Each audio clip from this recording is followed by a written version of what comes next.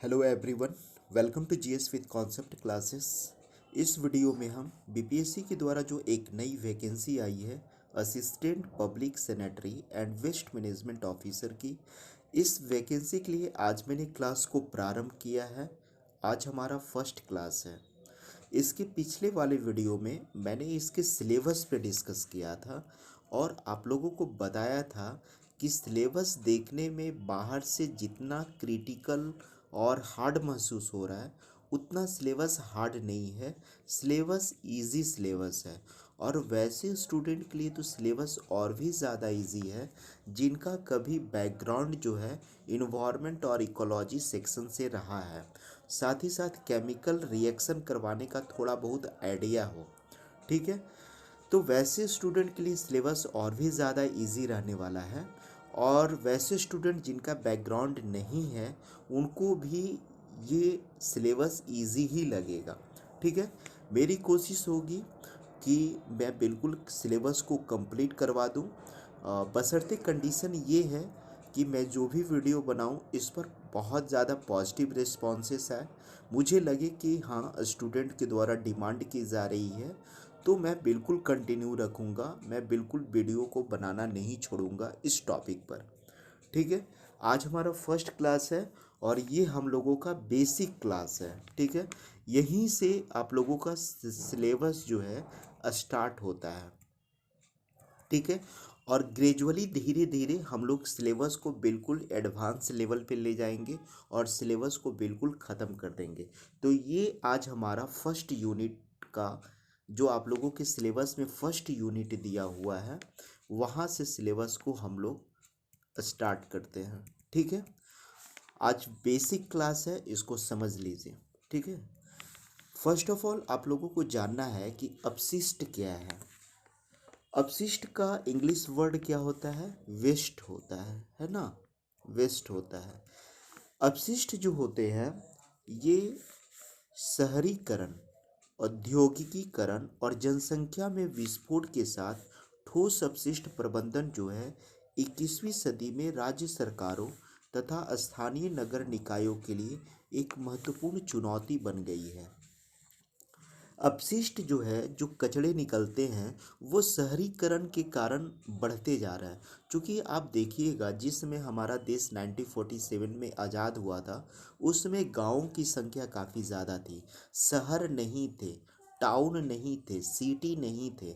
लेकिन जैसे जैसे समय बढ़ता जा रहा है वैसे हम देखेंगे कि हमारे इंडिया में अर्बेनाइजेशन जो है, अर्बेनाइजेशन का मतलब शहरीकरण बढ़ते जा रहा है। टाउन की संख्या, सिटी की संख्या बढ़ते जा रही है। औद्योगिकीकरण का मतलब क्या हुआ कि उद्योग धंधों की संख्या बढ़ती जा रही है और आप लोगों को पता ही है कि जनसंख्या में विस्फोट हो रहा है, यानी जनसंख्या काफ़ी ज़्यादा तीव्र गति से बढ़ रही है।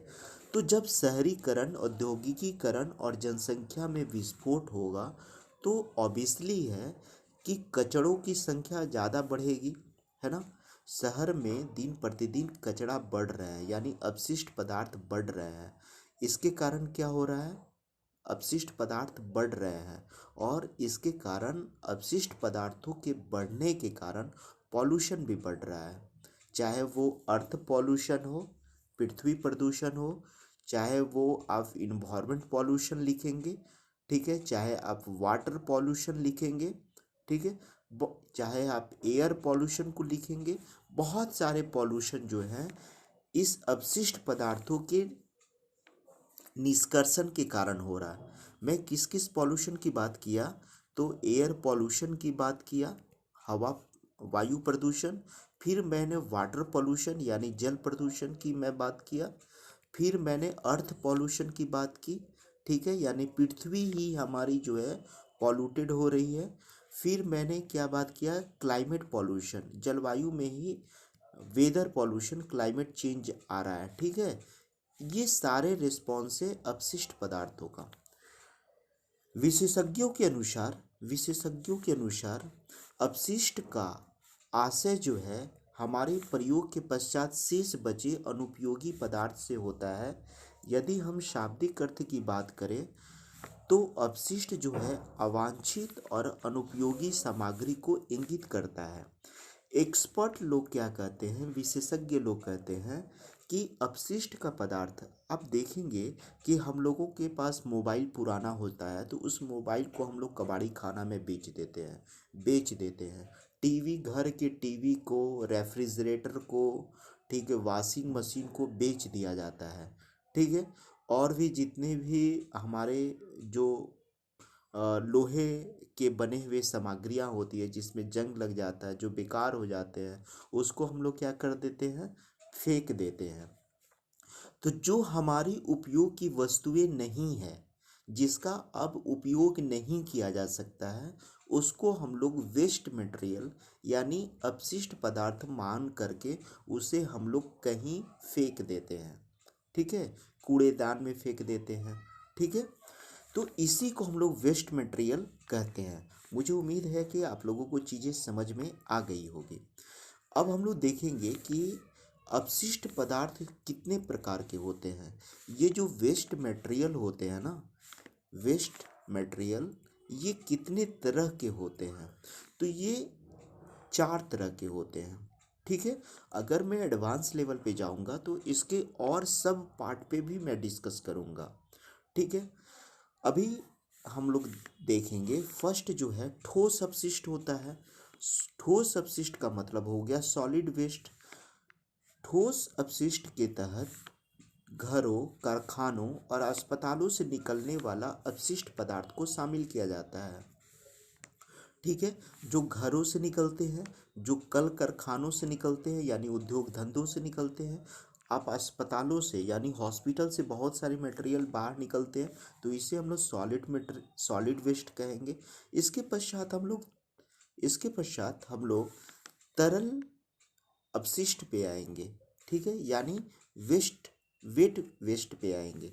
इसके अंतर्गत क्या होता है कि अपशिष्ट जल संयंत्रों और घरों द्वारा आदि से होने वाला कोई भी द्रव आधारित अपशिष्ट को तरल अपशिष्ट के रूप में वर्गीकृत किया जाता है। देखिए, जो लिक्विड वेस्ट होता है ना, या वेट वेस्ट भी आप कह सकते हैं, लिक्विड वेस्ट भी आप कह सकते हैं, ये घरों के द्वारा निकलता है। जैसे हम स्नान करते हैं, कपड़े धोते हैं, बर्तन धोते हैं, तो वो वेस्ट जो गंदे पानी है वो कहाँ मिलते हैं, शहर की नालियों में मिलते हैं। ठीक है, वो हमारे घर से जो कचरा वाला जो पानी निकलता है वो क्या होता है, नाली में गिरता है, तो उसी को हम लोग तरल अपशिष्ट करते हैं। और उद्योग धंधों से भी तरल अपशिष्ट पदार्थ निकलते हैं। यहाँ तक बातें क्लियर हो गई होगी। उसके बाद कुछ जो होते हैं, सूखा अपशिष्ट भी होता है। सूखा अपशिष्ट, जिसको हम लोग ड्राई वेस्ट कहते हैं, ये सूखे होते हैं, इसमें लिक्विड की मात्रा नहीं होती है। ठीक है, अपशिष्ट जो किसी भी रूप में तरल या द्रव नहीं होता है, लिक्विड फॉर्म में नहीं होते हैं, सूखे अपशिष्ट के अंतर्गत आते हैं। ठीक है, उसके पश्चात जो है बायोडिग्रेडेबल अपशिष्ट होता है। बायोडिग्रेडेबल अपशिष्ट जो होता है, वैसे अपशिष्ट होते हैं जो जिसे अगर हम जमीन पर फेंक देते हैं तो जीवों के द्वारा कार्बन डाइऑक्साइड पानी और मीथेन में संश्लेषित किया जा सकता है। उसका जो है सिंथेसिस कर दिया जाता है। यानी कहने का मतलब है कि आपको पता होगा कि मिट्टी में बहुत सारे छोटे छोटे बैक्टीरिया पाए जाते हैं। वो बैक्टीरिया पाए जाते हैं, फंगस पाए जाते हैं।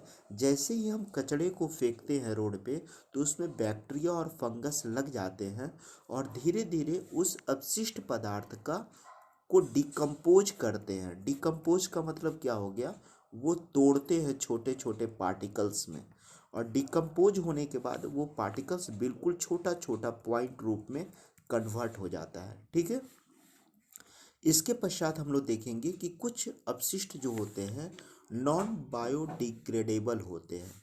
नॉन बायोडिग्रेडेबल का मतलब होता है कि ये अपशिष्ट कोई कार्बनिक द्रव्य होते हैं, लेकिन कार्बन डाइऑक्साइड पानी मीथेन में संश्लेषित नहीं किया जा सकता।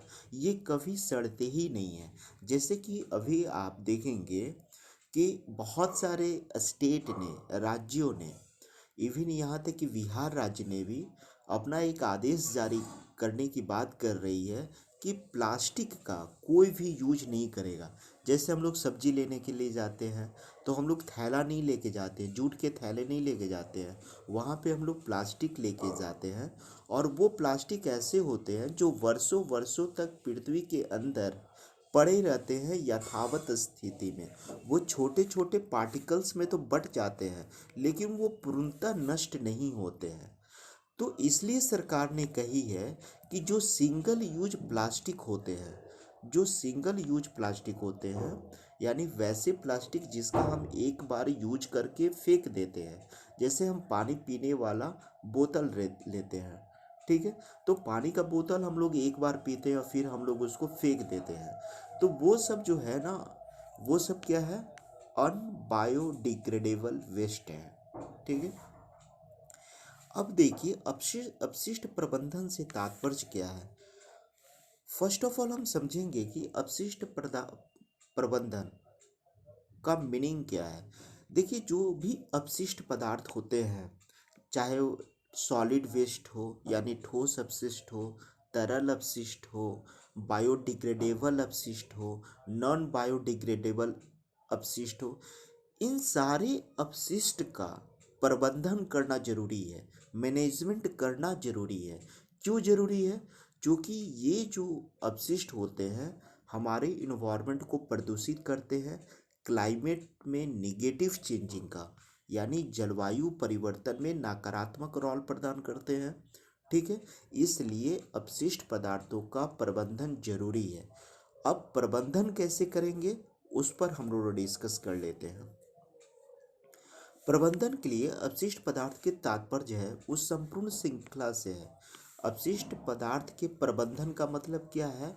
उस संपूर्ण श्रृंखला से है जो अपशिष्ट के निर्माण से लेकर उसके संग्रहण, उसके परिवहन के साथ उसका प्रोसेसिंग और उसका डिस्पोजल तक की संपूर्ण प्रक्रिया शामिल की जाती है। यानी अपशिष्ट प्रबंधन में कौन कौन से फॉर्म आ गए, यहाँ पे ध्यान दीजिएगा, यहाँ से ऑब्जेक्टिव क्वेश्चन बन सकता है। अपशिष्ट प्रबंधन से जो तात्पर्य है, पहले हम लोग मटेरियल को संग्रहण करेंगे। पहले हम लोग कचरा को इकट्ठा ही तो करते हैं ना। नगर निगम की गाड़ियाँ रोड पे घूम घूम करके कचड़े को ही तो उठाती है। शहरों में आप देखे होंगे कि नगर निगम की गाड़ियाँ घूमते रहती है, तो वो क्या करती है, कचड़ों का संग्रहण करती है, कलेक्शन करती है। उसके बाद उसका ट्रांसपोर्टिंग होता है, कबाड़ी खाना में भेजा जाता है, ठीक है। उसके बाद उसकी प्रोसेसिंग होती है। प्रोसेसिंग का मतलब होता है कि उस कचड़े का फिर निस्तारण होता है कि सॉलिड पदार्थ में भी बहुत सारे कचड़े निकलते हैं, ठीक है। कुछ लोहे वाले निकलते हैं, कुछ वैसे वैसे पदार्थ भी निकल जाते हैं जो रेडियो एक्टिव एलिमेंट होते हैं, जो पृथ्वी के लिए और ह्यूमन हेल्थ के लिए यानी मानव के स्वास्थ्य के लिए काफ़ी ज़्यादा हानिकारक होते हैं, ठीक है। फिर हम लोग उसका निस्तारण करेंगे। निस्तारण का मतलब होता है कि उसको हम लोग उसके प्रॉब्लम को सॉर्ट आउट करेंगे, ठीक है, डिस्पोजल कर देंगे। उस जैसे डिस्पोजल करने का मतलब हो गया प्रोसेसिंग और डिस्पोजल। अभी आप देखेंगे कि अभी प्लास्टिक से भी बायोडीजल बन रहा है ना। प्लास्टिक इकट्ठा कर लिया जाता है, बोतल वगैरह इकट्ठा कर लिया जाता है और उससे क्या बनाया जा रहा है, ऊर्जा बनाया जा रहा है, बायोडीजल बना रहा है। तो ये बायोडीजल कैसे बना? संग्रहण करने के बाद, कलेक्शन करने के बाद, उसका ट्रांसपोर्टिंग करने के बाद, प्रोसेसिंग करने के बाद, निस्तारण करने के बाद, ओके। उसके पश्चात जो है ये सारी चीज़ें हैं, ठीक है। ये सारी चीज़ें हम लोग देख लेंगे इसमें क्या क्या होता है। परिवहन भी हो गया, उपचार भी हो गया, उसका ट्रीटमेंट भी करेंगे, मॉनिटरिंग को भी निस्तारण में शामिल किया जाता है, ठीक है। इसके बाद जो है यहाँ पर देखिए अपशिष्ट पदानुक्रम 3R का अनुसरण करता है। अपशिष्ट पदार्थ का जो पदानुक्रम है 3R, इस 3R को आप लोग समझिएगा कि 3R क्या है। पहले तो हम लोग रिड्यूस करेंगे। रिड्यूस का मतलब होता है उसको छोटे छोटे पार्टिकल्स में ब्रेक करना, छोटे छोटे कणों में तोड़ना। पुनः उपयोग करेंगे, रीयूज करेंगे और पुनर्चक्रण करेंगे, रिसाइकिल करेंगे के रूप में संदर्भित किए जाते हैं। ये तीनों आर अपशिष्ट प्रबंधन रणनीति को अपशिष्ट न्यूनीकरण के संदर्भ में उनकी वांछनीयता के अनुसार वर्गीकृत करते हैं। ठीक है, उसके बाद हम लोग देखेंगे कि अपशिष्ट पदार्थों का कैसे प्रबंधन करते हैं। हम लोगों ने क्या क्या देखा अभी तक, मैं आप लोगों को बताया कि अपशिष्ट पदार्थ क्या है। अपशिष्ट पदार्थ क्या है बता दिया। अपशिष्ट पदार्थ का मैंने टाइप्स को बता दिया। अपशिष्ट पदार्थ के प्रकार को बताने के बाद मैंने बताया कि अपशिष्ट पदार्थ का प्रोसेसिंग कैसे किया जाता है। ठीक है, कि 3R का जो मैंने कॉन्सेप्ट दिया था। ठीक है, तो 3R के बाद अब हम लोग इसके प्रचलित विधि पे आएंगे, मेथड्स पे आएंगे कि अपशिष्ट प्रबंधन का मेथड क्या क्या है। फर्स्ट ऑफ ऑल हम लोग इसके लैंडफिल को देखेंगे। यह वर्तमान में अपशिष्ट प्रबंधन हेतु प्रयोग होने वाली सबसे प्रचलित विधि है। इस विधि में शहरों के आसपास खाली स्थानों में अपशिष्ट को एकत्रित किया जाता है। ठीक है, यानी जो शहरी एरिया है, मान लीजिए कि जहाँ पे शहरों में डेंसिटी हाई है, जहाँ पे लोग ज़्यादा संख्या में रह रहे हैं, वहाँ से कचड़ों को उठाया जाता है। और जो शहर का जो आउटर एरिया है, जहाँ पे खाली ज़मीन है, वहाँ पे उस कचड़ों को जमा किया जाता है। ठीक है, ऐसा करते हुए यह ध्यान रखा जाता है कि वह क्षेत्र अपशिष्ट एकत्रित किया जा रहा है मिट्टी से ढका हो, और वो जहाँ पे कचरे का इकट्ठा किया जाता है ना, वो मिट्टी से ढका होना चाहिए, ताकि ठीक है संदूषण कॉन्टेमिनेशन से बचाव किया जा सके, ताकि प्रदूषण से बचाव किया जा सके, संक्रमण से बचाव किया जा सके। ठीक है, जानकारों का मानना है कि यदि इस विधि को सही ढंग से डिजाइन किया जाए तो ये किफ़ायती साबित होगा। किफ़ायती का मतलब होगा कि इसमें गवर्नमेंट का ज़्यादा पैसा इन्वॉल्व नहीं होगा कचड़ों के निस्तारण के लिए। उसके बाद जो प्रोसेस आता है वो इंसिनरेशन आता है, इंसिनरेशंस आता है। इस विधि में अपशिष्ट को उच्च तापमान पर तब तक जलाया जाता है जब तक कि वह राख में न बदल जाए।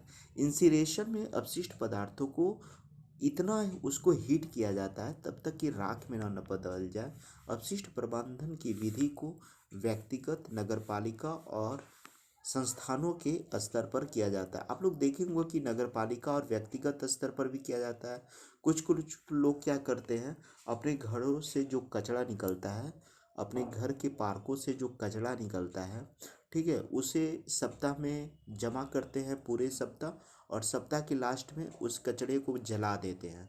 तो जलाना भी ठीक है, लेकिन वो इतनी अच्छी प्रोसेस नहीं है, क्योंकि वहाँ से जो कार्बन डाइऑक्साइड निकलते हैं, कार्बन मोनोऑक्साइड निकलते हैं, बहुत सारे वैसे धुआं में बहुत सारे हानिकारक जो है गैसें निकलती है, जो पुनः वायु को पॉल्यूटेट करती है, एयर पॉल्यूशन करती है। तो वो भी उतनी अच्छी विधि नहीं है, लेकिन ठीक ठाक है। इस विधि की सबसे अच्छी बात यह है, किस विधि की बात मैं कर रहा हूँ आप लोग देख लीजिए, इंसिनरेशन विधि की बात कर रहा हूँ। इस विधि के अंतर्गत सबसे अच्छी बात यह है कि यह अपशिष्ट की मात्रा को 20 से 30% तक कम कर देता है। हालांकि यह विधि अपेक्षाकृत काफ़ी महंगी मानी जाती है, क्योंकि जब गवर्नमेंट इसको जलाएगी उतने अपशिष्ट पदार्थों को, तो गवर्नमेंट के लिए थोड़ा सा महंगा पड़ जाता है। ठीक है, क्योंकि थोड़ा सा गवर्नमेंट ध्यान रखती है कि ऐसे कचड़ों को जलाया जाए ताकि वायु भी ज़्यादा पॉल्यूटेड ना हो। ठीक है, नेक्स्ट है यूरोलिसिस, और इसे इंग्लिश में जो है इस तरीके से लिखा जाता है, पढ़ा भी यही जाता है, यूरोलिसिस। ठीक है, अपशिष्ट प्रबंधन की इस विधि के अंतर्गत ठोस अपशिष्ट को ऑक्सीजन की उपस्थिति के बिना रासायनिक रूप से विघटित किया जाता है। इसमें क्या करते हैं, इस विधि के अंतर्गत, यूरोलिसिस विधि के अंतर्गत, कि अपशिष्ट पदार्थ को, ठोस अपशिष्ट को ऑक्सीजन की उपस्थिति के बिना बिना रासायनिक रूप से विघटित किए हुए इसको डिकम्पोज किया जाता है, तोड़ा जाता है। विघटन का इंग्लिश क्या होगा, डिकम्पोज होगा। ठीक है, इसको डिकम्पोज किया जाता है। तो ठीक है, आज के क्लास में यही इतना ही करते हैं हम लोग 4 डायमेंशन में देखें। मैं थोड़ा सा मैं रिकॉल करवा दे रहा हूँ आप लोगों को। ठीक है, इसमें हम लोगों ने क्या देखा, अपशिष्ट पदार्थ क्या है, अपशिष्ट पदार्थ कितने तरह के होते हैं, अपशिष्ट पदार्थ का प्रबंधन कैसे किया जाता है। अपशिष्ट प्रबंधन के बाद जो है हम लोग इसको अपशिष्ट प्रबंधन की प्रचलित विधि को देख लिए। हम लोग इसी तरह पहले बेसिक क्लास को कवर करेंगे, उसके बाद हम लोग एडवांस लेवल पे भी जाएंगे। इससे रिलेटेड हम लोग एमसीक्यू क्वेश्चन को भी सॉल्व करेंगे। ठीक है, लेकिन आप लोग ध्यान में रखिएगा, मुझे मैक्सिमम लोगों का सपोर्ट चाहिए। ठीक है, आप लोग मैक्सिमम लोग जुड़िएगा तो मुझे क्लास लेने में अच्छा लगेगा। Thank you very much for watching this video.